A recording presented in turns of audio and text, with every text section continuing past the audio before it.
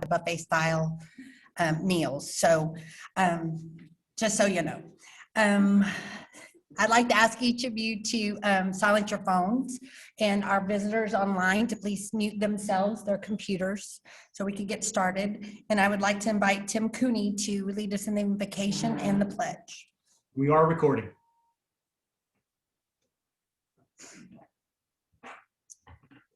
Please join me in prayer.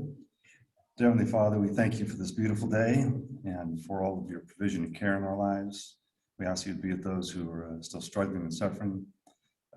Be with us in this time of fellowship and bless this food to our bodies. In Jesus' name, amen. Amen.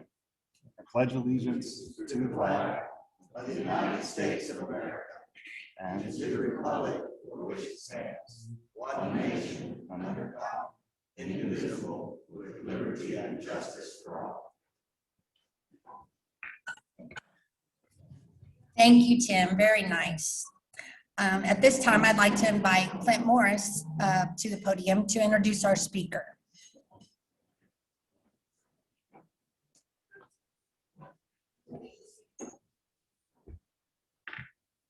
Thank you very much, President Tammy. Our speaker today is pretty timely given the weather events that we've had recently at Kerrville.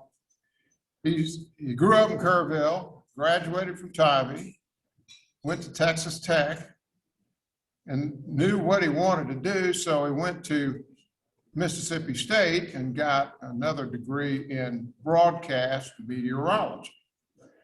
And from there, he has in his past been involved in the weather forecasting in Lubbock for one of the TV stations. For the last 16 years, he has written a weather column for our Daily Times. And then recently, about 6 months ago, he concluded his weather broadcasting or telecasting in Lubbock and is now full-time with the Daily Times. And you've seen him writing columns as well as continuing his weather column. So without more, let's welcome our speaker, otherwise known as Dr. Doppler, Kerry Burgess.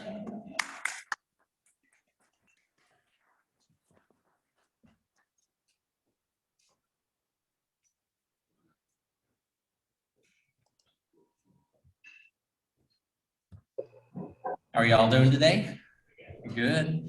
Thank y'all for inviting me. Actually, I guess we were originally going to do it in October when I was in the process of moving. So I moved back home here to Kerrville back in August, and I'm very happy to be working with the Kerrville Daily Times. I've been doing the weather column, like you said, for about 16, almost 17 years, maybe even more now. I've lost track as I get older. But weather is my passion for sure. And I can talk a little bit about some of the events we've had here recently. I'll get into that as well. And I have a website that'll show you, originally we're going to talk about the drought. And then we had our ice storm and that kind of trumped it. So we had some interesting weather here the last couple of weeks. It kept all of us on our toes and some of us stranded, and including myself, where I live in one of those remote areas that didn't have power for several days. Out in Gillespie counties, which is where we have our property now in our family. But my dad was a band director here for 24 years at Tybee and Peterson, and I graduated Tybee some time ago back in '86, so I'm really dating myself now. But the weather portion of this, it's good to be home. I think the biggest question that people have asked me, I'll address the drought, and I'm also going to address this winter storm that we just had, Uri, which I believe is what the Weather Channel kind of named storms. The Weather Service doesn't recognize the names, but the Weather Channel will throw it out there. So Uri was the one that really gave us quite a active week there, about a week and a half, 2 weeks ago. So I'll start with the state of the drought first. And I'm not sure, hopefully this will pull up. I think I have it up already. Hopefully everybody on Zoom can see that too. But this. No, we are not yet seeing it on Zoom. You need to share it. Oh, how do I do that? Okay, Oscar, can you help? See if I can get back to full map. Down to the bottom, in the middle, you'll see share screen. Okay. Okay, Tammy's getting it set up here, so hopefully it will work. yeah, All right. there we go. It's up. Okay. Appreciate it.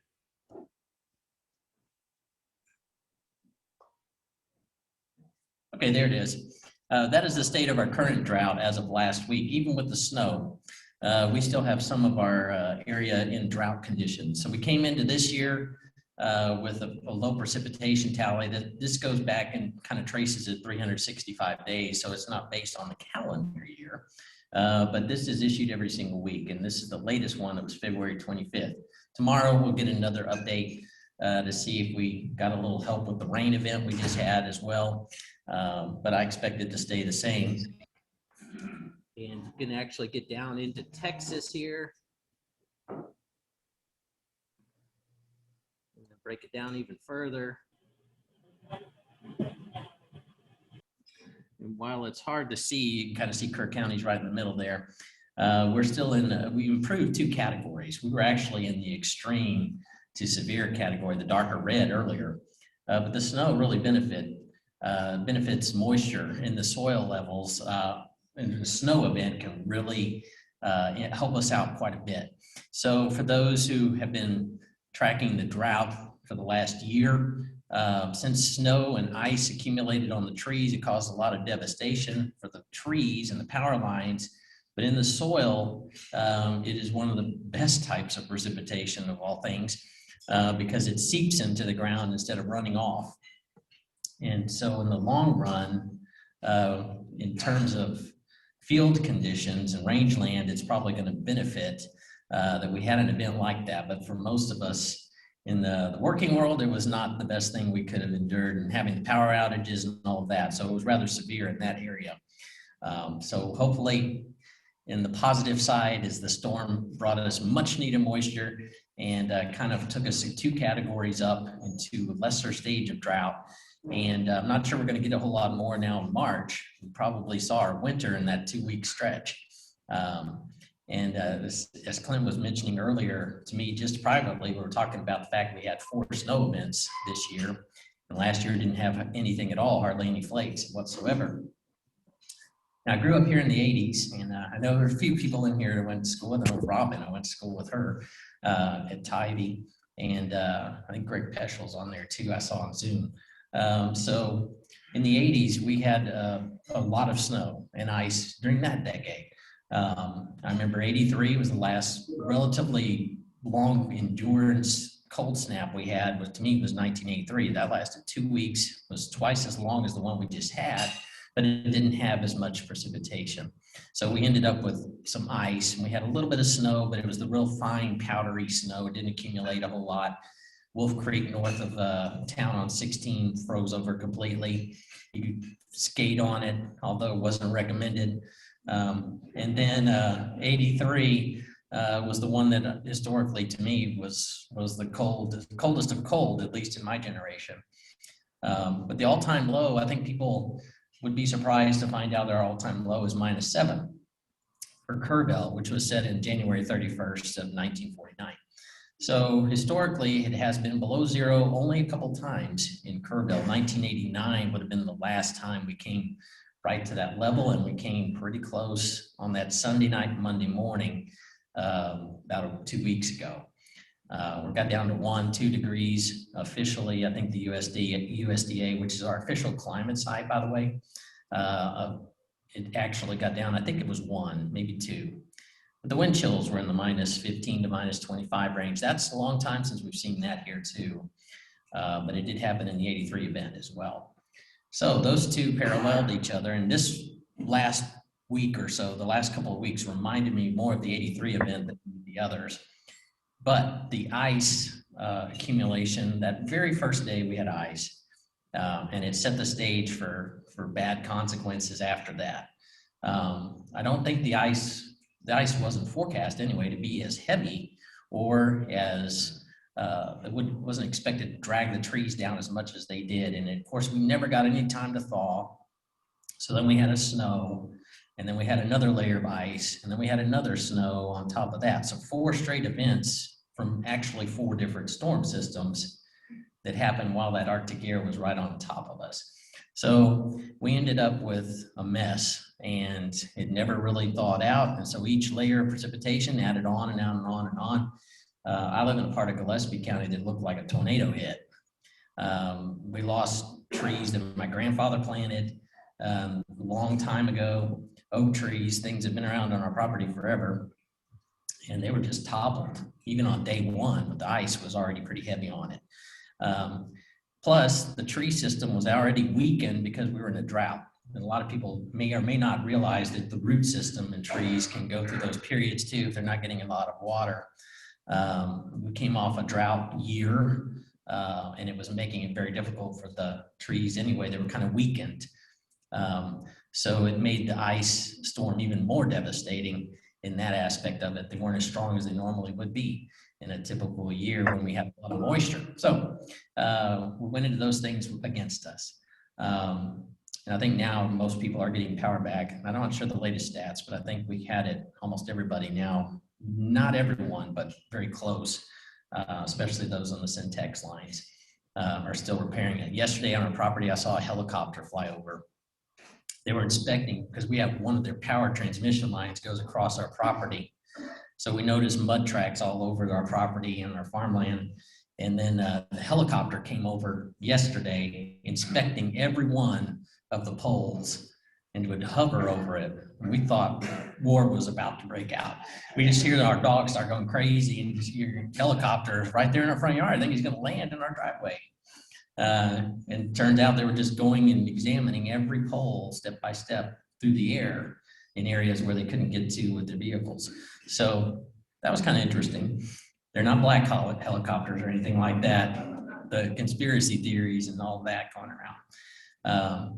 So anyhow, the storm will go down in the books. I had written a top 10 storm event column back in December, and this one kind of took a few of those others out right there. So in 85, we had 13 inches of snow. Anybody here in that year? Remember that? I remember it. I remember it because our neighbors took an inner tube and hooked it up to the back of their vehicle and went around Fawn Valley Lane. And it's the only time I ever saw that. I don't recommend, don't do that. Disclaimer, don't say Dr. Doppler told you to go on an inner tube on the back of a vehicle next time. So, but that is what I remember about the 85 event. We were out of school for what, like half a month? I worked at HEB. That was my very first job. The store they just tore down I worked there when it first opened. So I played in the band for the grand opening of that HEB. And so the new one's good. It's improved, but I had memories of that first store because I worked the night it started to snow.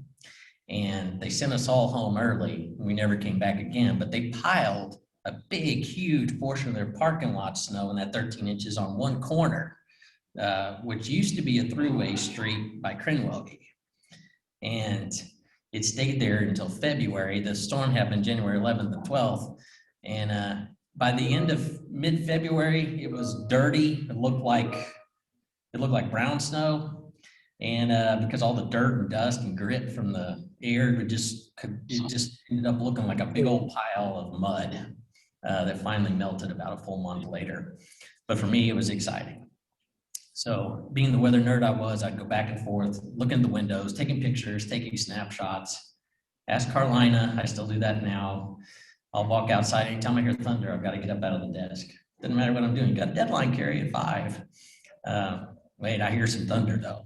I gotta go check this out. I gotta go see a picture. So anyhow, this one will rank in the top 10 and probably to me the worst ice storm I've seen here in my lifetime.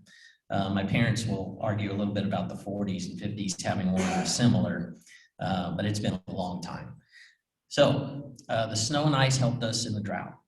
The drought conditions, which we've had in recent months, was eased a little bit. March is not traditionally a wet month for us, but it can go anywhere from 0 to 10 inches of rain, depending on how far you go back to look at our research.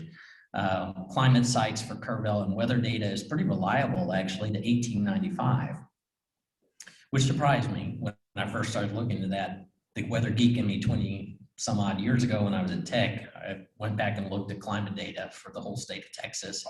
I bought a subscription to it, and I didn't stay married very long for that reason, probably, because that's just nerdy, right? Who does that? You can go back and look at every single day, not just the month in review, it was the day in review. I can pick out a day and say, you got married on such and such day in 1940? Well, I got the weather for that day. The low and the high and the amount of precipitation that fell. What do you want to know? And so I married the Doppler in reality. But that is a little bit of the backdrop for me. And so the Dr. Doppler thing, by the way, I'm not a doctor, so I don't want anybody to call me a doctor, but it's funny because this is what happens. This is why that name got used. I had visited a school and I was pretty well known to storm chase and get out and get hit in the head with hail and stuff like that. That probably messed me up too. But I ended up in storm chasing mode, and I went to go visit a school with a bunch of kindergarten, first grade, and second graders. And they don't really listen to presentations. They just have show and tell kind of as the way to work that. And they saw me on TV the night before storm chasing. So the Dr. Doppler came out. We're going to call you Dr. Doppler because you get hit in the head every time you go out and do live shots in the snow and ice and hail and tornadoes and all that. And so it stuck. So that's a tribute to the kids. The papers used it and the radio stations used it, and I just stuck with it. With some ridicule over time, Dr. Doppler. But it's been around now at least 20 years, and continue to use that. Short pictures. Sure, you have a question. The drought conditions too for us, switching back to that, the forecast for us coming up the next month or two is showing above average temperatures with below average to maybe average precipitation odds. I kind of take the official Climate Prediction Center with a little bit of grain of salt, just because it's hard enough to predict tomorrow's weather versus 30 days versus 60 versus 90 and the rest of the year. The ocean patterns do determine a lot of our local weather patterns, as it does globally. That's never been any different than it is today. The Pacific Ocean is very important for us here in the hill country. The Gulf will give us all the humidity we can handle during the summer months at the surface. But in order to get beneficial, heavy, good rain, you almost need to have some kind of tap with the Pacific Ocean. So when those two combine, which we get on occasion in the spring months, when the jet stream's right on top of us, and jet stream's nothing more than a river of air. It's invisible to us, but it does create turbulence, create storm systems. And that was on top of us during our winter storm event. So we had not only the cold air and what we call the polar jet stream on top of us, but we also had the subtropical, which was coming from the Pacific and riding over that cold air, which is why we had the perfect recipe for all this ice, snow, and ice and snow back and forth. So, but it's not on us right now. So we're kind of stuck and stagnant, and we're getting into another kind of what we call a lull in activity. So I wouldn't expect a lot of rain, but hopefully a little more than what we're getting now to get us back to ground zero in terms of the drought. Further west, Lubbock was where I was the last couple of years. It was really bad that direction in terms of precipitation. Deeper the red, the deeper the purple, the western half of the state is in severe drought. And that's hard to do anyway, because you're talking some areas that only gets 5 to 7 inches of rain per year and a normal year. So you throw that in, some places have had maybe 1 or 2 inches in the last half year to a year. And so it's kind of unfathomable for us. We had 1 inch or 2 inches of rain in 6 months here. That's equivalent of what 2011 was like for us. So we're getting out of that. And just in my head, in my crazy nerd world, odd number decades have a tendency to me to be drier and somewhat windier. And then even number decades 9 times out of 10, it's almost always verified, not always, but I look at the 60s, snow and ice, 80s, snow and ice. We're in the 2020s right now, snow and ice. We're starting off just like I would expect the decade to do. So weather does go through repetitious cycles. And we do go back and forth. In 2011 was an odd number decade. We had a severe drought, the worst in Texas history at that time. Beat out the 50s drought, which lasted seven years, but that's another one. Go back to the Great Depression, 1930s. All these odd number decades, drought, dust storms, all that. 70s was not quite pronounced. 80s was very wet and stormy, ice, snow, severe weather, tornadoes. We had it all in the 80s. Then last year, of course, we had our hailstorm. I didn't even get to talk about that. So the hailstorm caused massive damage. We've had quite a few weather events here these last year, within the last 12 months, that have caused financial damage, caused a lot of property damage, and power lines and all that. And so I would expect the decade to be fairly active. Predicting when is hard to say. Our major floods, which to me are the biggest weather element here we deal with, that to me is the major, they call it flash flood alley. The Weather Service has us already marked out for that.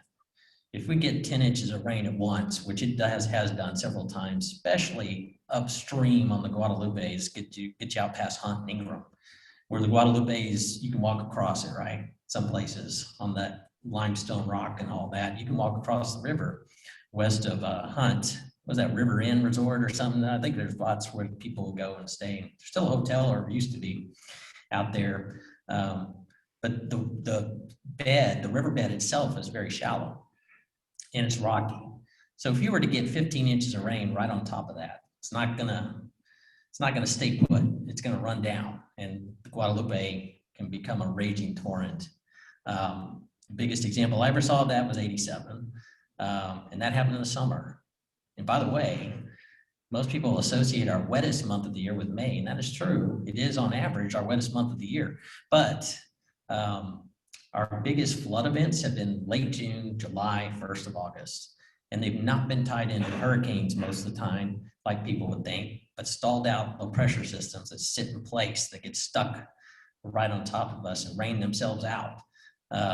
So in 87, I'll remember that night just because I lived in Kerrville South at the time. It rained 4 inches in my rain gauge, which to me was not life-threatening. 4 inches of rain, it floods, but it doesn't usually cause catastrophe. Problem is, no thunder, no lightning. It just rained all night long. Rain chance was only 40% or 50 at the time. But it rained 15 inches in Hunt. And so what happened there was people woke up to the Guadalupe River being very close to the Sidney Baker Bridge underneath, with cypress trees going down. You can see cars, debris, who knows what. And that's what caused the camp catastrophe at, is it Pot of Gold or whatever it is, Herman Sons area out there in Comfort. So, but I remember all the Fort Sam helicopters going up and down the river, waking up to that sound. And it only started raining at 3 a.m., at least for me. But I got across the camp meeting, low water crossing, no problem on Ranchero. But then I saw the Guadalupe River from coming down the Sidney Baker Hill at Ranchero. I thought, you don't normally see the river from here.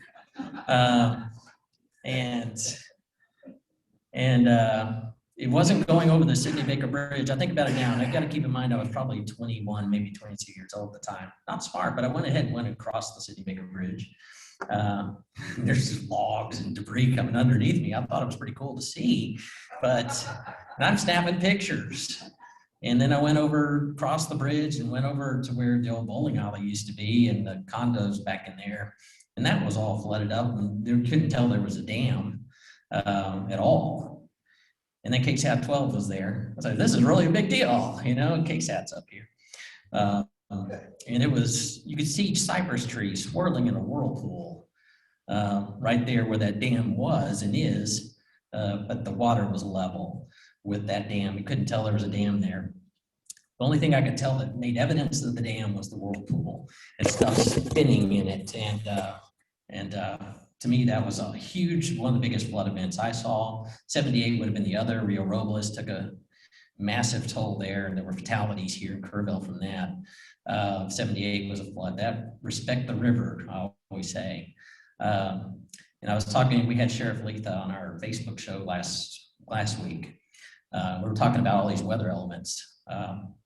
And one of the things we talked about too is that turn around and don't drown. It sounds so corny, but how many people go around those barriers and constantly, and then you end up in trouble. Last thing you want to do is find your vehicle in the Guadalupe going downstreams, because you're not going to be able to open the door, probably not going to be able to get your windows open. And it only takes 6 inches of raging water to sweep your vehicle off. So, and I think that's the other thing people probably don't realize. Another is like, oh, we've gone across this before, or I've got a 4-wheel drive, or I've got a big truck. Doesn't really matter. Water is heavy, and if you've ever tried to run in a swimming pool, how many can do that real well?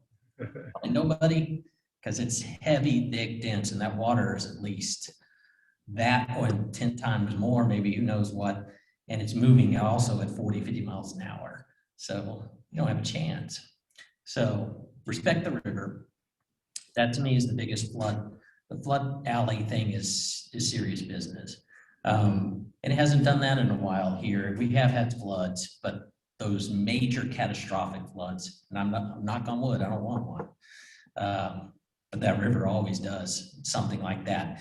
And I'll never forget meeting a new guy who moved to the hill country and built a home right there on the Guadalupe between Hunt and Ingram. And I was filming the water up, which wasn't a major flood. This was in 2004 or something. And he said, does it always do this? I said, this is just an average flood. Apparently he was sold that that's gonna be the best property in the whole world, but it was like, he's got a house right there on the Guadalupe. I hope you have flood insurance. Just make sure you have flood insurance. But he was surprised that the river was even that high. I said, no, it'll cover up the whole highway, 39, and it can be totally inundated and in a big event. Might be over in 3 hours, but during that time, all you have to do is look at the tree line and see the debris that's up there, and you know the river got that high, at least at one point in its history. So I have so much weather I could talk forever. Carolina knows, put a time limit on me. But I will always be open for questions. And now that I'm here in Kerrville, please contact me at the Daily Times, and I'll leave my number too with Clint, and he can pass along. Carolina will have it too. I love to talk weather. I'll go to lunch with any of you if you ever want to. But there's so much about our history that I respect here in the Hill Country. I'm glad to be home. The Daily Times made it possible for me to come back home. I've done TV weather 25 years of my life, 26. So I've had oranges and apples thrown at me. I've ruined people's weddings by default, just by being a messenger. I have people call me 6 months before their wedding and say, what is the weather gonna be like on June 27th? I said, I'm not sure, but it's gonna be hot and humid because it is June. But I can't promise it's not gonna be raining at 2:45 p.m. Models show it at 2:43, 6 months in advance. Maybe people will get to that point of forecasting. Until then, weather is not a 100% science. I doubt it ever will be in my lifetime. If it is, I won't have a job. But to me, it's fascinating to keep up with it. And as tragic and as crazy as the weather was this week, I gotta say, last week, in retrospect, I'm gonna look back and always remember it as being meteorologically something that was fascinating to track, because no storm system is ever identical to the other. And that to me is a challenge. I also do sports, and sports is like that too. I'll go to a sporting event and I don't exactly know what the final score is going to be. You might have a clue that a team's better than another, and they might put 50 points up, but will they put up 70 or 80? I don't know. And part of that is because we're spinning it at roughly 700 to 900 miles an hour. So try to predict that. Or stand off the side of the interstate 18-wheeler passes you by, you get the wind flow from that, you change the weather right there just by changing the air. So, but the earth spinning at that speed creates the jet stream that we experience the rivers of air. So unless the earth stops spinning, we're still gonna have bizarre conditions where the weather is gonna have little unpredictable things that pop up. I don't like it when there's a front that is stalled about 20 miles north of here, and Fredericksburg's 24, and Kerrville's like 70. And where's your forecast? It's all messed up today. Gillespie County, they're like, hey, it's right. Lubbock was the worst about that. Fronts would stall between Amarillo and Lubbock, and it would be ice and snow and Seminole and Snyder and Big Spring were in our southern counties down there, and it'd be 80 plus. And the front was moving 2 miles an hour. And I'm thinking, okay, it's 12 noon, it'll get here 6, 7, you're gonna be in the 80s down there, you get in the swimming pool. And meanwhile, Plainview up towards Amarillo would be like -5, snow and ice, Lubbock in between, as always, to make my life a nightmare. You have to throw that in there. Doing an hour-by-hour forecast was risky business in Lubbock. One thing we always got right that they always said was the wind. So, and windy here is not windy to me. Windy to me is blowing sideways down the street. And the hill country wind is tolerable most of the time, but 50, 60 mile an hour dust storm days, no thank you. So I do appreciate Carolina and the Daily Times for allowing me to come back here to Kerrville and have a home. True story, I walked into the Daily Times when I was in between jobs. I had gone through a carjacking experience, which is another story down the line. I won't get into that, but I was recovering here in Texas, and I walked in and I said, I would like to write a weather column for your paper. And they laughed at first, but my dad went to knew Greg Schrader, who was publisher at the time, and taught all of his kids. He said, I'll do it for free. I said, I just want to write a weather column. Just let me do my job. I really wanted to get back and do what was my passion. And so I walked in and volunteered it for about a month or two. And my English teacher, some of you may know, is Jan Smyers. Jan Smyers, you know Miss Myers? Anybody know the English teacher used to be at Peterson, Miss Myers? Robin knows. She was my 7th grade English teacher. She wrote a letter to the editor that she knew I'd be doing weather somehow. Maybe it's because I talked in class all day about it, but that I was also wrote for the Peterson newspaper on their staff when I was in 7th and 8th grade. And I had some clippings of that, which you don't want to read, because who knows where those spikes are now, including myself. But she wrote a letter to the editor and complimented me writing weather columns. So that led to 17 plus years at the Daily Times, which led to radio. And so I'm doing what I love. It's my passion. I love it. I always will. I'll always be a weather nerd, and look forward to covering more events for you in the future. Just remember, I don't control it, and we'll be in good shape. But I will do my best to forecast it. On the Daily Times, I know for a fact when we get into severe weather season, which is around the corner, I plan to do some live stuff on there, on the Facebook, and also update the web frequently when we get into weather events like that. So I'm embracing that challenge. So, but hopefully no more ice. I'm done with that this year. Thank y'all for having me. Any questions you have, please let me know. And I'll stick around afterwards too, if you do. Thank you. Oh yeah. Well, if you have questions now, go for it. Yes, sir. You talked about historical weather patterns and things. Do you see a change due to, quote, global warming? Well, I can tell you global warming didn't come up 2 weeks ago ever in any conversation that I have with any individual. It is a true story there, but it does come out when it's 112 in the summer months. I get a lot of that. Global warming, climate change. I don't get into the politics of it much. I do know the surface is impacted a lot by just our concrete surfaces. The bigger a city gets, urban heat island builds up. The atmospheric portion of it is I leave that to climatologists, that's their game. But to me, predicting the weather is more of an important term. But I think the pattern changes regardless, one way or the other. I don't know if it's been exacerbated by fossil fuels and all the things that we hear about. Obviously, I'm not there to see it. I do know there's a lot of pollution in the atmosphere. I can see that when I'm flying. So whether or not it traps gases and makes it warmer and hotter, I couldn't say. There are a lot of people also that predict we're going to have more massive storm systems and bigger and super hurricanes and super typhoons, and it's going to make Uri sound like a very small thing. I don't know. Those are things that are beyond me. What I do watch is weather patterns. I do think a lot of times, at least at the surface, I've watched many times. I saw it in Lubbock, I saw it in San Antonio, I've seen it in Columbia, South Carolina, we live there. Whenever we have storms coming in, when you get over the warmer, hotter city, they have a tendency to collapse. And people always say, how come they fall apart when they hit the city limits? Like they hit the loop and said goodbye, fall apart. And then they pick up the steam again and go east.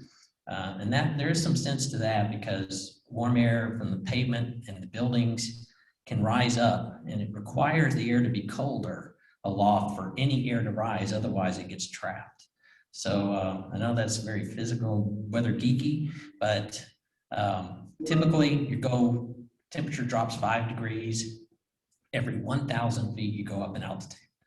That's on average. That explains some of our temperature patterns here too, and during the day occasionally. You can have ice in the higher elevations sometimes. In ice storm events, I would see ice more higher elevations than I would in the lower. But on a clear, cold night, radiational cooling, I see colder temperatures near creeks, rivers, and streams. And the warmer would be in the higher altitude because there's some wind, which causes friction. So that would be, you can have 5-10 degree temperature swings right there. So in terms of the climate change, it's hard to say. In terms of the intensity of storms, I don't know. Could be a couple of things there. We've got a lot more people in the paths of storms too, that maybe 100 years ago weren't. So I don't know if there was a tornado in central Kansas in 1880. There's not very much records to go back. And what we do have is only 120 years of weather records to go with. So statistically. So I don't know. I can't compare it to 1,000 years ago either. Yes, sir. How short is Kerr County on rain? We caught up a lot in the last 2 months because we had a couple of snow events. Both of them were good to soak in. That type of moisture is real good. What I call a good soaking rain is great for our soil moisture. I think our deficit, when you look at 1 year term, is probably about 3-4 inches at the moment. Not a lot, but we were closer to 6, 7, 8 inches. And our yearly total came about 7 inches shy, I believe, this last year. So that's where we stand at the moment. Yes, sir.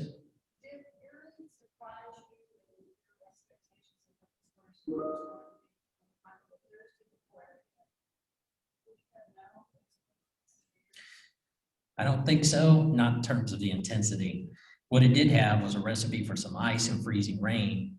If you were watching television news, you watch the forecast change almost daily. Sometimes they didn't even think the Arctic air was going to get here. And I did stick to the Arctic air because I thought that's heavy air. And I was watching Alaska, where they had the highest pressure levels that I've seen in millibars, which is 1060. I look at anything cold at 1040 or higher. 1060 was like, that's high. And I know that doesn't mean a lot to most of you, but when I'm looking at a weather chart, that means that air's got to go somewhere. The cold air sinks. It's coming out of Alaska. It's got to go somewhere. Somebody's going to be really cold in 2 weeks or so. The cold snap was predicted pretty well, but the ice, and the subtropical jet stream, and the disturbances in there were not. And that's the problem with Pacific. We're so far south in Texas that there's not weather balloon data in Mexico, for example, to sample what's going on in those states that are south of the border. Where the atmosphere gets sampled here, Del Rio is the closest weather balloon site we have, the closest to the border.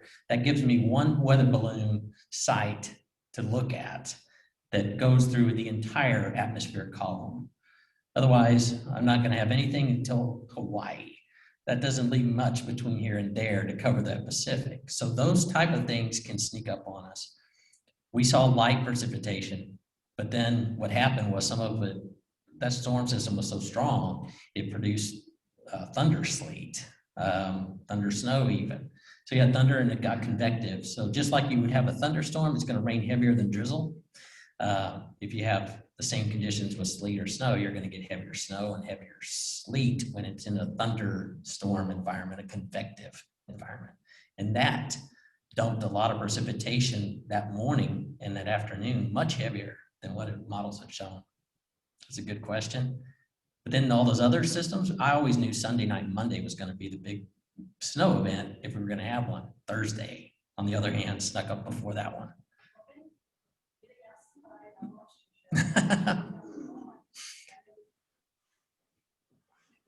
Thank you. Oh yeah. Well, we didn't have power, didn't take a bath. You didn't want to see a bad hair day, a bad hair day every day. But I've had that same hairdo since high school. But yeah, I finally didn't care anymore. I was like, I'm 53, 54. I don't care what they think of me anymore. TV, you know, they'd have you all made up and you had to be perfect. Like, I'm going outside in the driveway. I'm gonna spend a total of 7 minutes out there or less. I know I'll get hypothermia if I'm out any longer. Yes, sir. What's your favorite weather app on the phone? Oh, weather apps. That's another tough one. I use several. For radar, I like Radar Scope. And yeah, I pay an extra fee for the upgraded stuff, so I want to see where the lightning zones are too. And hail cores and stuff like that. Radar Scope is a very good app because it'll pull up, it allows you to pull up every weather site, the weather station in Texas, weather radar site. Forecasting is kind of tough because you're going to find with most apps, unless they're human altered, are going to come from some raw computer source of some kind. It might be the American model, it could be the European model, it could be global model, who knows? Canadian has one, German has one, they all have their own models. So, and then there's one called a blend. So sometimes the apps can pull off a blend and pull those numbers out raw. So our photographer, Tom Holden, was asking me that question too. So one day it had a low of 1, the next day it had a low of 14, the next day it came back to 6, the next day it went down to 1 again, and then it went back to 14, and the app changed every single day. And that's because it's going to be generated 4 times a day, probably powered through a raw computer run system of some kind. So apps are good in short range. Most of the time they're going to do pretty good. It doesn't really matter.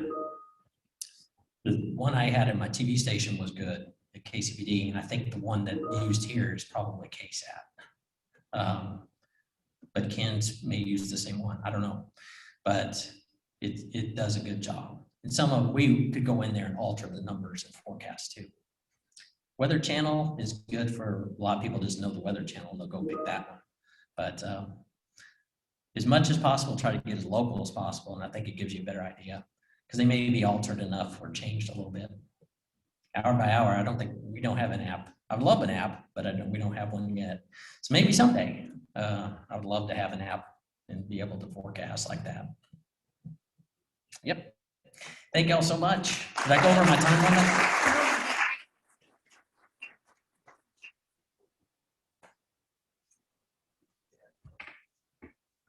Thank you so much, Carrie. That was really interesting and of course so timely for us to be able to talk about that after what we all went through. So thank you so much for shedding light on some of those things for us. I'd like to introduce Elaine Siegerman to introduce her guest.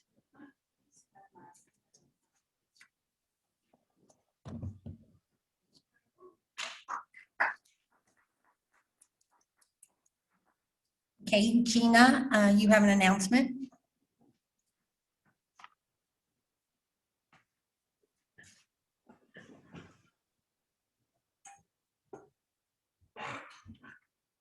Hi there. Our good friends here at the Croc need some help. Once again, they're going to be doing a drive-through Easter extravaganza on Saturday, April 3rd. Yes, they need some help money-wise, but they could also use some candy and they need our helping hands. And so if anybody could find it in their hearts to give back to them, they're so good to us. They take really good care of us. I think that would be a super cool thing for us to do. So if you can do that, they need to have it done by Saturday, April 3rd. Thanks.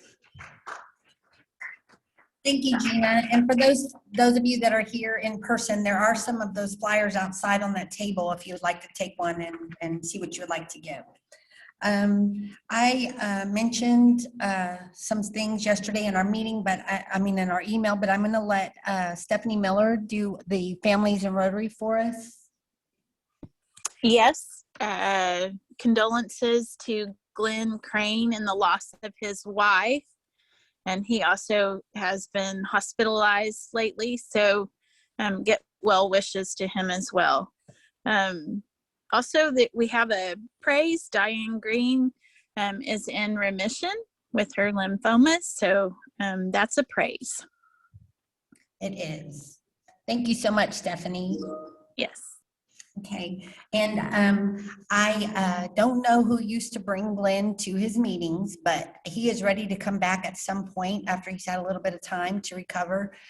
So if you were the one that was bringing Glenn Crane to meetings, if you can call me or get with me after the meeting, that would be great.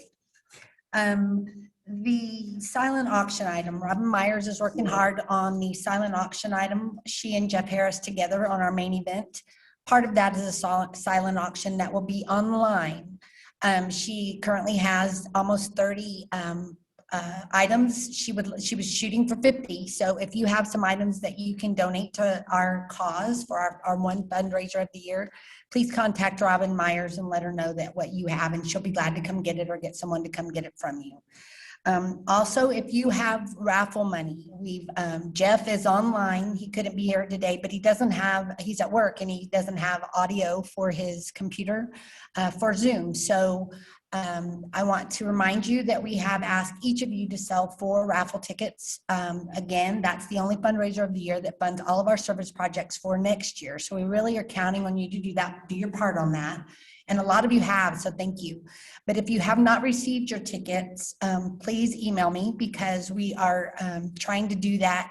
The people that aren't coming in person, we're trying to hand deliver. Yes.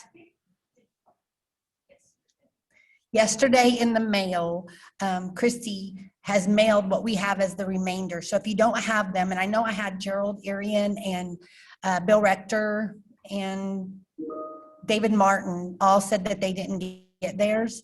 So they should be coming to you via mail. If you don't get them in the mail, please contact me and we'll get you some. So thank you for supporting Jeff and Robin and our club in those efforts.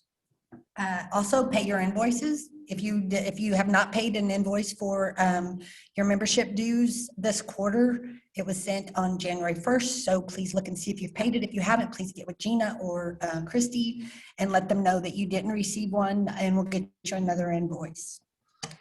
The next thing is I'm going to ask to I want to remind you about our blood drive. Our South Texas Blood and Tissue Center blood drive will be March 16th. I sent out a link in our weekly email yesterday, so you can just click on that and sign up. That they really need it. I've never seen them. They usually contact us when they are running low. I've never seen them send so many urgent messages. So if you're inclined, please make an appointment and do that. It'll be at the Hill Country Youth Event Center from 9 until 3. And all you have to do is click that link to make an appointment. I need to give away some wine. So if you were wearing your pin today, you get some red wine. I ran out, I got low on the white, so now we're back to red. So John Forrester, are you wearing your pin? Yay, the first one. And those that were also selected were that aren't going to get wine, but next was Roy, then Roy Thompson, and then Bill Rector, and then Brenda Thompson. So John's taking the wine.